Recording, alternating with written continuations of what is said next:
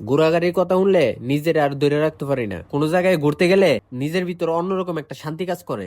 বন্ধের দিন ফাইয়া বাইক হইলো আমরা লইয়া কুমিল্লা ঘুরতে যাইবো। ভাইয়ের কাছে এই কথাটা হইনা মনটারে আর আটকাইতে পারছি না। সবার আগে রেডি রুডি হইয়া বাইরে গেলাম গা। আমরা বান বেড়া মানুষের লেগা কুমিল্লা যাইতে গেলে ট্রেন হইলো সবচেয়ে সহজ মাধ্যম। আমরা বাড়ি থেকে বান বেড়া না গিয়ে একটা সিনজি করে আকরায় পড়ছি। ভাই বৌদি, ফাইল সোনেট আর রুদ্র আর আমি এই 6 জন মিললে আজকে আমরা কুমিল্লা যাইতেছি। বানবের থেকে সকালে কুমিল্লা যাওয়ার লেগে একটাই ট্রেন আছে মহানগর প্রভাতী। আর আজকে মহানগর প্রভাতী 1 ঘন্টা লেটে আইতেছে। আমি একটা জিনিস খেয়াল করে দেখলাম, আমি যতদিন ট্রেন দিয়া যাবো ততদিন ট্রেন জীবনও টাইম মতো আইতো না। 1 ঘন্টা স্টেশনে দাঁড়াইতে আর পরে অবশেষে ট্রেন মামার দেহাটা আমরা পাইলাম। ট্রেন যাওয়ার পরে ফাড়াফাড়ি করে ভিতরে উঠতে গেলাম গা। আজকে তো ট্রেনের মধ্যে অনেক ভিড়, তবে আমরা আগে থেকে টিকিট কাটা আসলো, এর লেগে আমরা অতটা প্যারা লাগছে না। আর এই ট্রেনের মধ্যে সিটে টিকিট পাওয়া গেলে এটা তো সোনার হরিণ থেকেও অনেক বেশি দামি। আর টিকিটটা যদি জানলার পাশে হয় তাহলে তো শোনায় সুহাগা একদম। বাইরে এত সুন্দর প্রকৃতির দৃশ্য দেখতে দেখতে আমরা পৌঁছে গেলাম কুমিল্লাতে। কুমিল্লা স্টেশনের নাইমা আমরা একটা অটো লইয়া পড়লাম ঈশ্বর পাঠশালা মন্দিরে। বিশাল পরিমাণে জায়গা লইয়া এই মন্দিরটা করা হয়েছে। আর আসল কথা হইলো এই মন্দিরটা এত পরিমাণে পরিষ্কার, এখানে আইয়া আমার মনটাই ভালো হয়ে গেছে।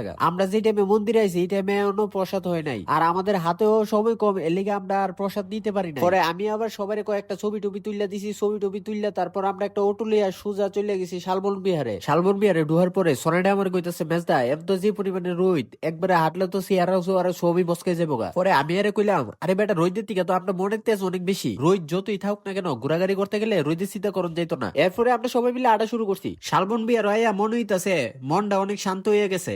এই জায়গাটা আইলে মন হইলো শহরের সব ঝামেলা যেন একবারে থাইমা গেছে।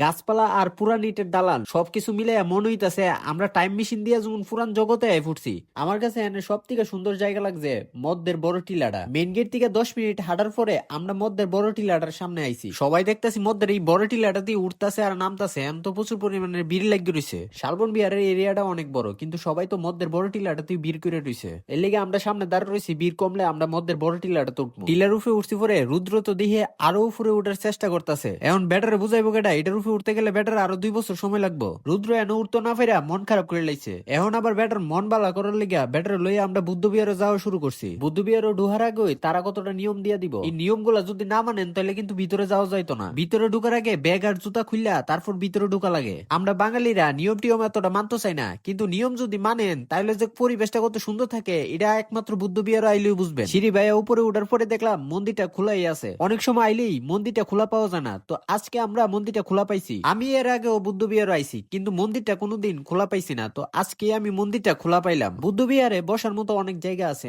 আমরা ওইখানে বৈশা সবাই মিলে আড্ডা দিলাম এবং সময় কাটাইলাম। এই বুদ্ধ বিহারটা শালবন বিহারের কাছাকাছি হওয়াতে একটা জায়গায় আইলেই 2টা ঘোরা যায়। আমাদের আজকের এই ব্লগটা ভালো লাগলে লাইক কমেন্ট করতে কিপটামি করবা না, আর ফেসবুক থেকে ভিডিওটা দেখলে ফলো করতে কিন্তু ভুলবা না। আবার দেখা হবে পরবর্তী কোনো ব্লগে।